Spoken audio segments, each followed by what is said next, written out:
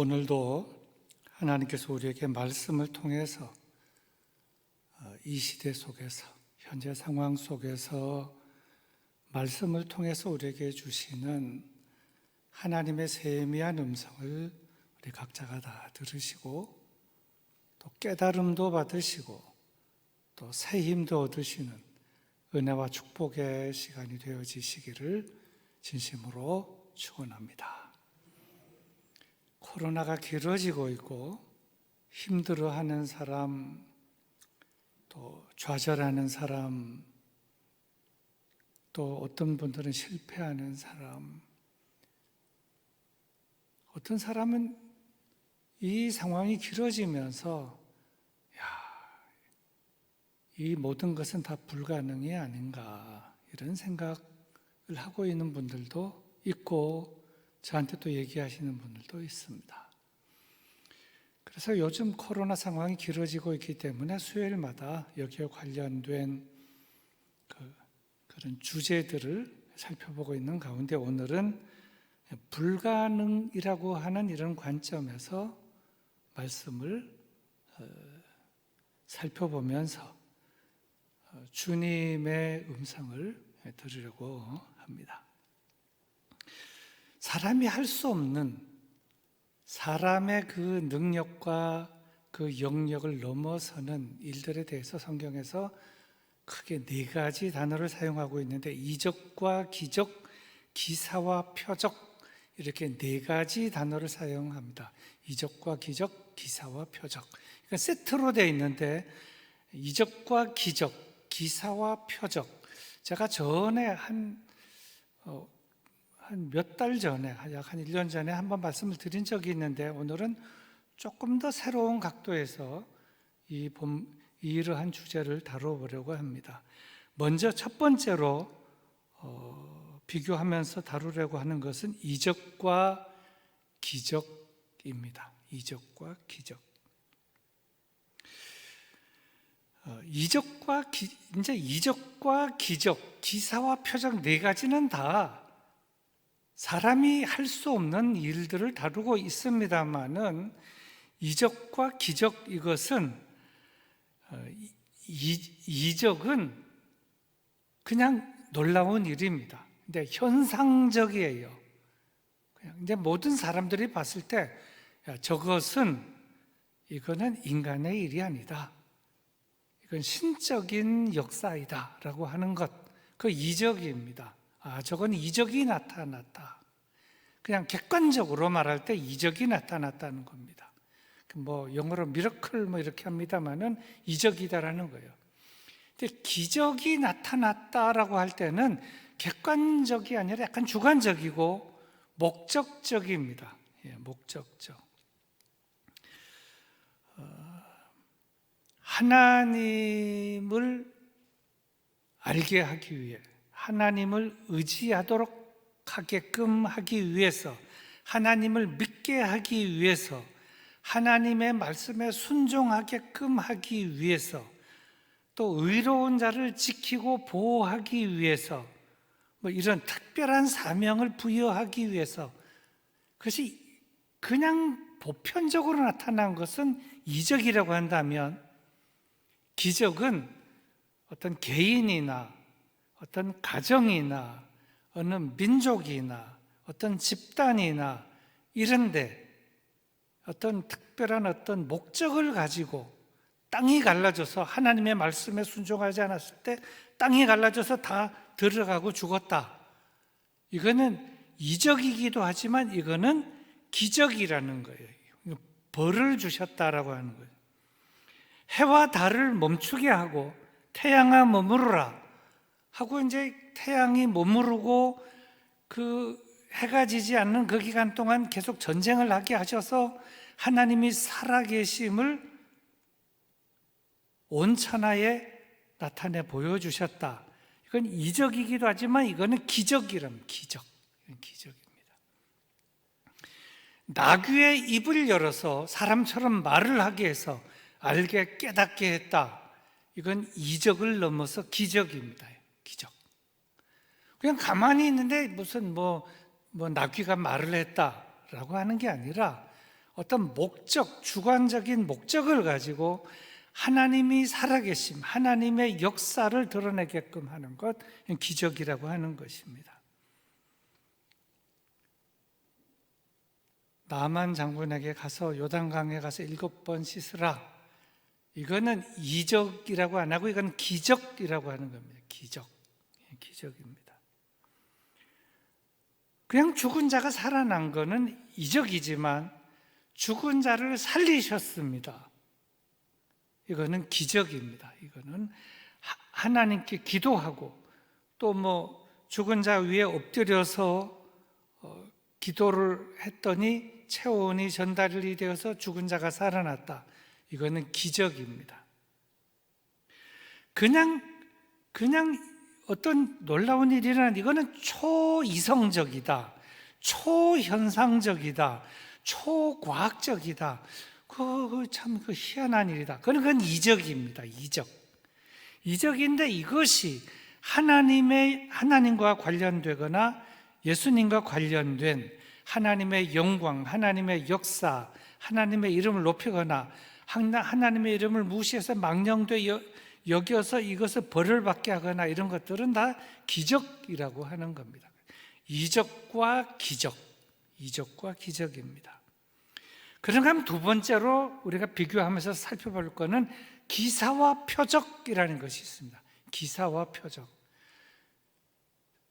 신약 성경에 보면은 사도들이 하는 그 일들 가운데 보면은 표적이 많이 나타나는데 그 신약 시대에 기사와 표적이 많이 나타나니 기사와 표적이 이적과 기적, 기사와 표적 이렇게 되어 있습니다. 기사와 표적. 기사와 표적이라고 하는 것은 이적과 기적하고는 좀 달리 기사와 표적은 기사는 자연 현상에 나타난 하나님의 역사. 그건 기사입니다. 기사. 풍랑을 잔잔하게 했다. 갑자기 바람이 안 불다가 바람이 불게 했다.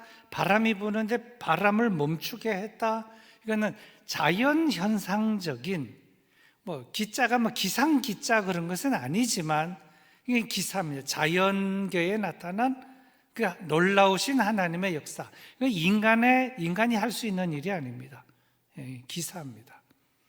그런가 하면은 표적이라고 하는 것은 인간과 관련된 놀라운 일입니다. 그러니까 기사는 인간과 관련된 것 아닌 자연계 일반적인 현상을 말하고 있고, 표적이라고 하는 것은 사람과 관련된 중생, 그리고 소명, 또 치유.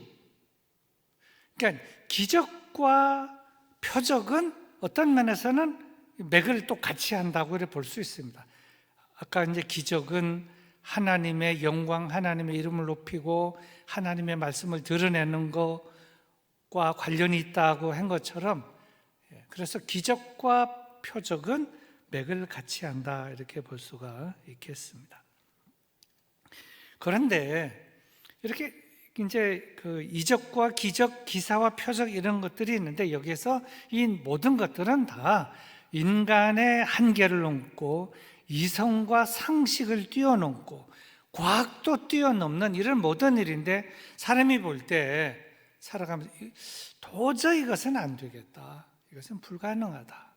근데 하나님께서 이것을 도와주셔야 되겠는데 이걸 어떻게 하느냐 하는, 이럴 때 이걸 어떻게 뛰어넘고 불가능을 가능하게, 불가능을 어떻게 하면 돌파할 수 있느냐, 결국 이거는 인간의 머리로 인간과 의논해서 되는 것이 아니라 이걸 가능하게 하시는 하나님에게 말씀을 드리거나 하나님의 힘을 구하거나 하나님의 힘을 빌리거나, 아니면 하나님께서 그 기쁘신 뜻 가운데서 하나님께서 하나님의 자의로 내가 이렇게 해야 되겠다라고 하게 하실 때에 불가능은 전혀 문제가 되지 않는, 그걸 넘어서는 일이 된다 하는 것입니다. 오늘 본문인 그 마가복음 9장은, 오늘 제가 본문을 이 본문 내용은 사실은 조금 오늘 본문 그 내용보다 몇 절, 한 3절 앞과 제가 끊어 읽은 그 뒤에까지 이렇게 해야 되는데 일부러 조금 앞에도 몇 절 자르고 뒤에도 몇 절 잘라서 이렇게 읽었습니다. 그리고 그 내용은 불가능과 관련된 그런 그 부분으로 이렇게 살펴보면서 앞에 것도 좀 설명드리고 뒤에 것도 좀 설명드리면서 오늘 이 말씀을 좀 풀어보려고 하는 것입니다. 이 9장 전체는 맨 앞부분은 9장 1절부터 내용은 예수님께서 세 제자를 데리고 산에 올라갔는데 그 산이 변화산, 일명 변화산이라는 데입니다. 변화산에 올라갔다 내려왔더니 밑에 이제 산 밑에서 문제가 생기는 겁니다. 수요일 성전에 나오신 분이나 영상으로 예배를 드리시는 분들은 대부분 아시겠습니다만은 귀신 들린 아이를 예수님의 제자들에게 데려왔으나 제자들이 고치지 못함으로 복잡하게 웅성웅성하는 그런 일들이 생긴 것입니다. 귀신 들린 아들을 데리고 온 아버지 이야기입니다. 귀신이 들렸다라고 하는 것을 요즘 사용하는 말로 하면 빙의라고 합니다. 요즘 책에서나 인터넷에 빙의라는 말, 빙의 현상. 근데 빙하는 것은 기댈 빙자에 의지할 의자, 기대고 의지한다. 빙의입니다. 이 빙자라는 말은 잘 쓰지 않는데 단어나 수구가 여러 가지 있지만 거의 대부분이 모르는 단어고 보통 사람들이 아는 단어가 딱 하나 있습니다. 증빙서류 할 때 그 빙자가 빙의가 빙하는 건 그대로 이렇게 증빙서류니까 이 서류만 보면 그냥 인정이 되는 서류입니다. 빙의라고 하는 건데 이 빙의가 뭔가 하면 귀신이 들린 현상이고 어떻게 보면 정신병이다 이렇게 말할 수 있습니다. 이 빙의 현상, 귀신 들린 현상 크게 5가지로 나누는데 처음에는 사람은 이제 자기 생각, 자기 의지가 100% 있고 또 이제 주위에서 얘기하면은 자기의 생각과 주관과 고집과 이런 거를 해나가는데 그래서 살아나가지요. 근데 이제 이것이 이제 조금씩 무너지기 시작하면 자기의 생각이 100이 아니고 내 생각은 한 80 정도 있고 한 20 정도는 항상 이것이 이만큼 비어 있어요. 그래서 다른 사람의 생각에는 다른 사람이 확 누르면은 그 20%가 그냥 확 허물어지는 거예요. 그러다가 어떤 사람은 이게 그 20%가 아니고 한 40%, 그러니까 나의 생각과 나의 의지는 한 60%가 되고 다른 사람의 생각과 다른 사람의 그 많은 큰 사상이 한 40%가 여기 와서 자리 잡고 있다는 거죠.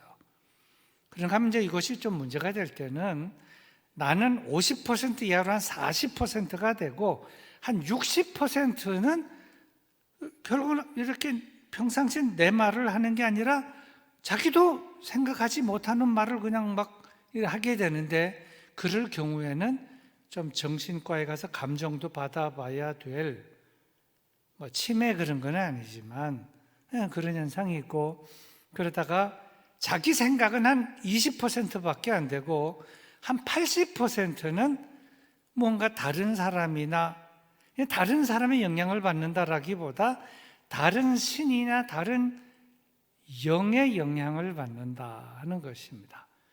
그렇게 되는 경우는 상당히 문제가 되고 나는 이렇게 밥을 먹고 살아가나 내가 생각하는 대로 말을 하지 못하고 나의 의지대로 살지 못하고 내가 말하는 것이 무슨 말을 했는지 나도 모르고 그리고 무엇에 잡혀가지고 내가 말하는 것 나도 모르고 옆에 사람도 저 사람이 말하는 걸 못 알아들을 때 완전히 빙의가 됐다.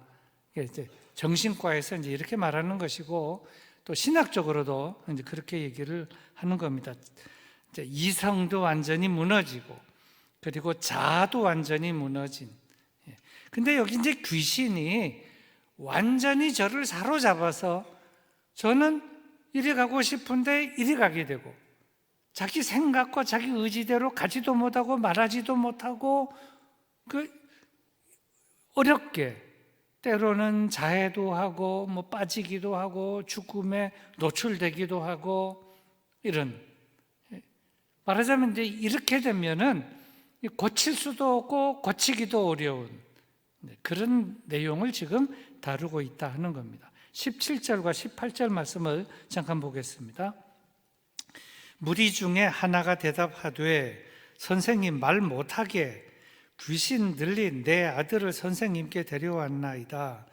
귀신이 어디서든지 그를 잡으면 거꾸러져 거품을 흘리며 이를 갈며 그리고 파리해지는지라 내가 선생님의 제자들에게 내쫓아달라 하였으나 그들이 능히 하지 못하더이다. 이렇게 시작이 되는데, 사실 앞에 이제 3절의 말씀을 보면 예수님께서 세 제자와 변화산에 올라갔다 내려왔더니 이제 뭐 웅성웅성하는데, 이미 이 귀신 들린 아들을 둔 어떤 아버지가 내 아들이 지금 귀신이 걸려서 말하는 거나 제정신이 아니고 행동하는 것도 제 행동이 아니게 지금 영 형편없이 있기 때문에 예수님을 찾아왔으나 예수님이 안 계시니까 예수님의 제자들은 고쳐줄 수 있을 것이다 해서 부탁을 했지만 뭐 어떻게 했는데도 불구하고 귀신이 나가지 않으니까 귀신이 안 나가네 그랬더니 그 주위에 누가 있는가 하면 서기관, 바리새인 이런 사람들이 있다가 말하자면 아니 예수님의 제자들이 이것도 못 고치나? 그래가지고 이제 그 사람들이 제자들을 둘러싸고 서로 주거니 받거니 하고 옥신각신하고 있었다. 그때 예수님께서 세 제자들과 함께 올라갔다가 내려와서 이제 그 현상을 이제 보게 된 것입니다. 그래서 예수님께서 질문을 합니다. 그거 이제 오늘 본문 앞부분의 내용인데 16절에 너희가 무엇을 변론하느냐? 무엇을 변론하고 있느냐? 근데 지금 서기관들하고 제자들하고 이 귀신 들린 사람의 아버지하고 이제 이런 사람들인데 서기관들은 대답할 이유가 없습니다. 왜냐하면 그들에게 이 귀신 들린 아들 데리고 온 것이 아니니까. 그러니까 이제 뭐 다 가만히 분위기가 좀 싸한 거죠. 그랬더니 이 귀신 들린 아이를 데리고 온 그 아이의 아버지가 이제 말을 하는 겁니다. 그냥 자초지종을 다 얘기하는 거예요.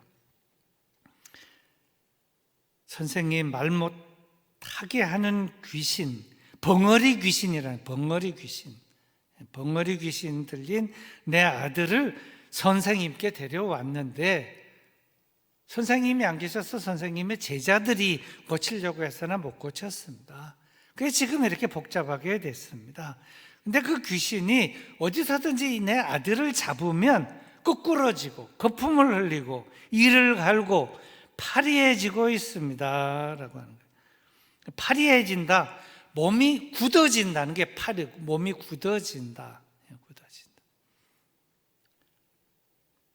귀신의 행동, 이 만행을 얘기를 하고 있는 것입니다. 그때 예수님께서 말씀하셨는데 그것이 19절의 말씀입니다.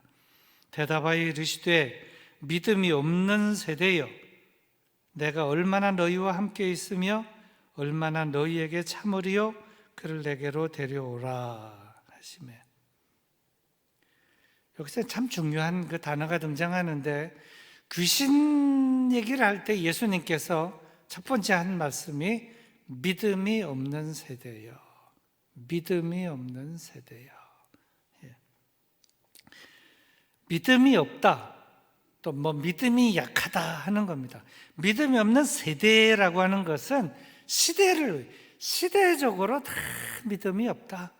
이제 시대가 다 믿고 여기서도 믿고 저기서도 믿으면 우리 다 믿자 그러는데 여기도 안 믿고 여기도 안 믿고 여기도 의심하고 하나님도 의심하고 예수님도 안 믿고 이러면 그 시대적인 현상이 그렇다는 것이죠. 무신론적, 불신론적 그런 현상이 그때 지배하고 있었던 시대였다. 믿음이 없는 세대고 시대였다. 내가 얼마나 너희와 함께 있으며 얼마나 너에게 참으리요. 참 왜 자꾸 믿음이 없어가지고 나를 성가시게 하느냐, 나를 힘들게 하느냐, 이렇게 말씀하시면서 첫 번째 말씀하신 중요한 단어는 믿음이었다는 것. 결국 이것은 결론으로 가게 됩니다. 믿음이라고 하는 주제가. 그리고 나서 예수님께서 하신 말씀은 그를 내게로 데려오라, 그래서 말씀하셨습니다. 그래서 그 다음에 이제 20절을 보면 이렇게 되어 있습니다. 이에 데리고 오니 귀신이 예수를 보고 곧 그 아이로 심히 경련을 일으키게 하는지라 그 땅에 엎드려져 구르며 거품을 흘리더라. 아이를 데리고 왔습니다. 그럼 아이가 예수님을 봐야 되는데 아이 안에 내재되어 있는 귀신이 먼저 예수님을 본 거예요. 그러니까 이 아이는 이 귀신이 들어서 귀신이 온전히 저를 사로잡아서 100% 귀신이 먼저 보고 귀신이 하라는 말대로 말하고 귀신이 하게 하는 행동대로 하고 그런 것입니다. 귀신의 정체를 지금 말하고 있는데 참 안타까운 이런 그 모습을 우리들에게 보여주고 있습니다. 근데 그 다음에 이제 21절과 22절을 보면 이제 예수님께서 좀 더 물으시면서 진단하고 또 처방하시는 그런 하시려는 그 말씀이 등장하는데 21절, 22절을 제가 읽습니다. 예수께서 그 아버지에게 물으시되 언제부터 이렇게 되었느냐 하시니 이르되 어릴 때부터니이다. 어릴 때부터. 참 안타깝죠. 아버지가 얼마나 속상하겠습니까? 귀신이 그를 죽이려고 불과 물에 자주 던졌나이다. 그러나 무엇을 하실 수 있거든 우리를 불쌍히 여기사 도와주옵소서. 언제부터 이렇게 됐느냐? 이건 뭐 모든 의사도 그렇고 정신과 의사도 그렇고 또 예수님도 이걸 알아야 되니까 언제부터 이렇게 되었느냐? 또 본인의 입으로도 얘기하게끔 그랬더니 어릴 때부터니다. 참 오래됐구나. 상태가 심각하구나. 그 아버지의 마음을 또 헤아리는 겁니다. 아버지나 어머니나 아이가 태어났는데 어려서부터 귀신이 걸려서 어려서부터 이런 일이 있었다는 게 얼마나 참 마음이 아프겠습니까? 그런데 그 귀신이 들어가서 이 아이를 어려서부터 귀신이 아이를 죽이려고 한다는 거죠. 죽이려고. 심한 경련을 일으키게 하고 땅에 엎드러지게 하고 떼굴떼굴 구르게 하고 거품을 흘리게 하고 그 다음에 여기 보면은 뭐 그를 죽이려고 불과 물에 자주 던졌나이다. 불구덩이 속으로 들어 불인지도 모르고 물인지도. 그런데 여러분 우리 성경은 불과 물에 자주 던졌나이다 이렇게 됐는데 그 원어 성경과 영어 성경을 보면 불과 이렇게 돼 있고 그 다음에 물이 아니고 물들에 불과 물들에 자주 던졌나이다 되어 있습니다. 물이 복수로 되어 있어요. 불은 단수로 되어 있고. 그러니까 이게 한 번이 아니고 그 다음에 또 단어가 나오죠. 자주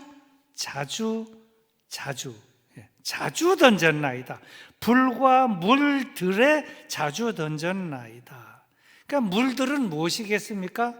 연못, 강, 또 뭐 시내. 그러니까 그걸 구분이 안 되는 거예요.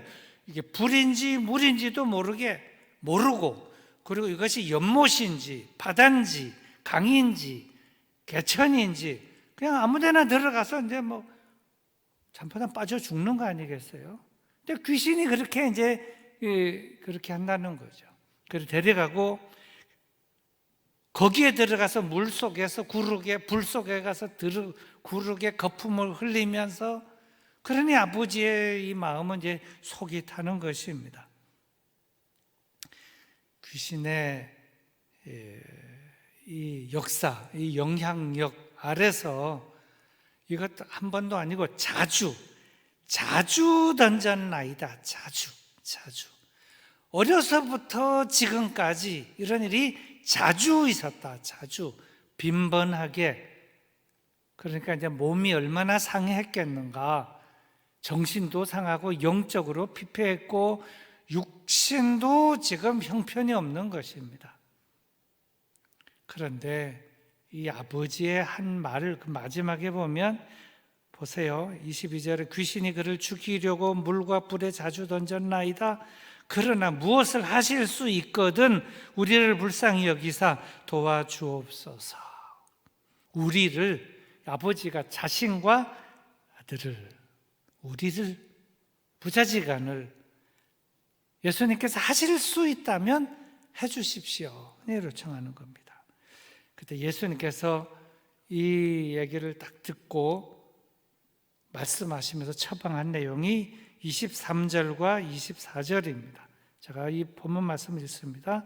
예수께서 이르시되 할 수 있거든, 근데 아까 그랬어요. 무엇을 하실 수 있거든 우리를 불쌍히 여기서 도와주옵소서. 그런데 할 수 있거든이 무슨 말이냐? 믿는 자에게는 능히 하지 못할 일이 없느니라 하시니, 곧 그 아이의 아버지가 소리를 질러 이르되 내가 믿나이다.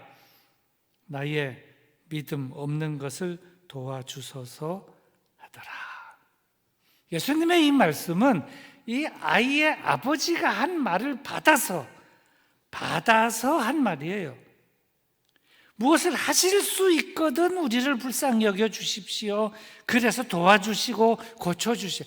뭘 하실 수 있거든이 뭐냐? 하실 수 있거든.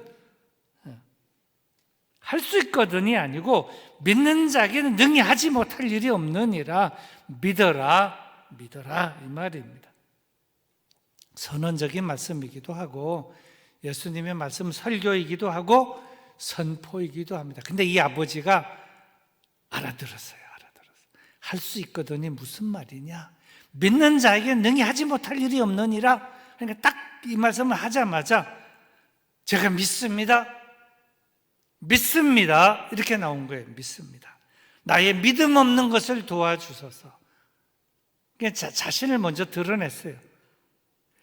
내가 믿나이다 고쳐주옵소서 이렇게 한 것이 아니라 내가 믿습니다. 나의 믿음이 없는 것을 도와주십시오. 이 참 멋있게 대답을 한 것입니다. 내가 믿습니다. 하지만 믿습니다. 믿고 싶습니다. 잘 믿고 싶습니다. 온전히 믿고 싶는데 나는 믿음이 부족합니다. 나의 믿음 없는 것을 도와주십시오. 아까는 불쌍히 여겨주셔서 고쳐주십시오 이런 측면에서 접근했는데, 하실 수만 있다면 우리를 불쌍히 여겨서 도와주십시오 이랬는데, 내가 믿습니다. 나의 믿음이 없는 것을 도와주십시오. 그때 예수님께서 이 아이의 아버지의 이 대답을 이렇게 들으시고 만족해 하신 것입니다. 그리고 그 다음에 25절에 오늘 본문 24절까지 제가 끝났는데 그 다음 절 내용은 이겁니다. 나의 믿음 없는 걸 도와주십시오 그랬으니까 예수님께서 그냥 그걸 딱 접수하시고 나가라. 그랬더니 귀신이 나가고 말았더라. 그런 내용입니다. 결국 이 말씀은 우리들에게 아주 중요한 것을 시사하고 있습니다. 정리해 보면은 어떤 아버지가 어려서부터 귀신 들린 아이, 지금은 조금 컸습니다만은 불에 물들에 넘어지고 경련을 일으키고 몸이 굳고 뻣뻣해지고, 그리고 귀신은 이 아들을 죽이려고 하고, 그런 가운데 예수님을 찾아왔으나 예수님이 없어서 제자들에게 맡겼으나 제자들은 못 고쳤고, 근데 제자들하고 그러고 있는데 예수님이 산에서 내려왔습니다. 제자들도 기뻐했고 이 아이의 아버지도 기뻐했습니다. 왜요? 예수님이 내려오시니까 이제는 고쳐주실 것이다, 고쳐질 것이다 라고 하는 그런 기대와 믿음이 있었기 때문에 그들은 다 예수님이 산에서 오신 것을 기뻐했고 만족해 했다는 것이죠. 바로 오늘 이 본문 가운데서 우리가 몇 가지 깨달을 수 있는 점이 있습니다. 어려운 문제를 해결하는, 불가능을 넘어서는, 불가능을 돌파하는 그 길은 무엇이냐? 첫째로 예수님께 문제를 가지고 가는 것을 배워야 한다.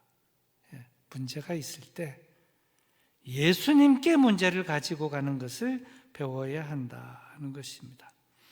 자, 그때는 예수님께 이 아이를 데리고 가고 문제를 데리고 갔습니다. 지금은 이 불가능이라고 하는 이 문제를 가지고 예수님께 어떻게 나아갑니까? 기도로 나아가는 것입니다. 기도로. 예수님께 우리의 많은 문제, 불가능의 문제, 불가능한 문제, 불가능에 가까운 문제를 다 가지고 예수님께 나가야 한다. 신학자 가운데 이런 얘기를 했습니다. 기도를 해야 한다는 것을 다 교인들이 알지만 기도를 하지 않으면 않을수록 자기의 생각이 많아지고, 잘 들으세요. 교회를 다니는 사람은 믿음이라든지 기도라든지 이러한 그 주제와 개념을 압니다. 그런데 기도를 하다가 기도가 점점 줄어드는 사람일수록 기도가 점점 줄어들면 무엇이 많아지는가 하면 자기의 생각, 자기의 용구, 또 주위의 상담, 이것이 많아지는 거예요. 근데 자기의 연구, 그 다음에 주위와의 상담, 대화, 이걸 안 하는 건 아니지만 그건 줄이고, 기도를 많이 하는 사람은 이 문제를 해결하는 것을 나의 생각과 나의 의지와 상담으로 문제 해결하는 것이 아니라 하나님을 더 온전히 의지하면서 하나님의 은혜와 역사로 이 문제를 풀으려고 하는 것이 더 많다는 것이죠. 더욱 하나님을 많이 의지하게 된다. 기도를 많이 하는 사람은 하나님을 더 많이 의지하게 되고, 기도를 적게 하는 사람은 하나님을 의지하지만 하나님을 의지하는 것이 적다. 사투리를 쓴다면 쪼매이네. 기도를 적게 하는 사람은 하나님을 의지하는 것이 쪼만하다. 기도를 많이 하는 사람은 하나님을 더욱 의지하고 온전히 의지한다는 거예요. 자기의 생각과 여러 가지 연구와 이거는 적게 하고, 그것이 병을 낫는 것이건 불가능한 일이건 때로는 임신과 출산과 이게 어려운 일이건 결혼의 일이건 사업의 일이건 여러 가지 일이건 간에 기도를 많이 하는 사람은 더욱 하나님을 많이 의지하게 되고, 기도를 많이 하지 않는 사람은 자기를, 이성을, 경험을, 상담을 이런 걸 더 많이 의지하게 된다. 근데 문제를 가지고 하나님께 나아가고 예수님께 아뢰는 사람은 그리고 열심히 기도하는 사람은 더 하나님을 사모하는 것이 크기 때문에 하나님께서 그걸 어여삐 여기시고 그 기도를 들어주시고 응답해 주신다. 말하자면 기도가 열쇠인 걸 아는 사람만이 기도를 많이 하고, 기도가 돌파구라고 하는 것, 그걸 아는 사람만이 기도에 매달리게 된다는 것입니다. 둘째로 또 이 사건에서 무엇을 배워야 하는가 하면 예수님을 신뢰하는 것을 배워야 한다. 예수님을 신뢰한다는 것은 믿음입니다. 믿음. 첫 번째는 예수님께 문제를 가지고 나아가는 것, 이 아들의 아버지가 데리고 나간 것처럼. 둘째는 내가 믿나이다, 나의 믿음 없는 걸 도와주셔서 믿음으로 접근해야 된다. 믿어야죠. 기도하고 믿고 기도하고, 그럴 때 그 기도가 상달이 되고 기도의 역사가 일어난다. 신뢰하는 점을 배워야 한다. 예수님께서도 말씀하셨죠. 믿음이 없는 세대여, 믿음이 없이 왜 이렇게 나를 많이 성가시게 하고 나를 괴롭히느냐. 시대가 믿음이 없는데 이 사람들도 믿음이 없구나. 믿음이 있어야 한다. 문제를 가지고 주님께 나아가고, 그리고 믿고 나아가고 믿음으로 문제를 해결하고, 기도와 믿음이다. 그리고 세 번째는 모든 문제를 하나님께 맡기고 하나님의 역사를 기다리는 것을 배워야 한다. 결국 역사는 위에서부터 주시는 거예요. 선물입니다. 선물. 하나님의 역사, 성육신도 하나님의 역사, 치유도 역사. 우리 인간이 보기에 이래도 안 되고 저래도 안 되고 불가능한 같은 거, 그러나 모든 문제를 가지고 나아가고 기도하고 믿고 하나님의 은총, 자비와 긍휼, 하나님의 역사를 기다릴 때 불가능을 넘어서고 불가능을 돌파하고, 그리고 하나님의 영광이 드러나고, 그런 일들이 일어나게 되는데, 지금 이 아들을 데리고 온 이 아버지, 처음에는 참 삐죽삐죽하고 이렇게 왔으나 잘 가지고 왔죠. 근데 믿음이 작았지만 믿음이 온전하게 되고, 예수님께서 다 치유해 주고, 저도 회복이 되고 아들도 회복이 되고, 이런 그 놀라운 일이 일어나게 됐다는 것, 우리에게 시사하는 바가 아주 크다. 오늘 이 말씀 가운데 가장 중요한 요절은 23절입니다. 할 수 있거든이 무슨 말이냐? 믿는 자에게는 능히 하지 못할 일이 없느니라. 믿어야 한다. 기도하고 믿을 때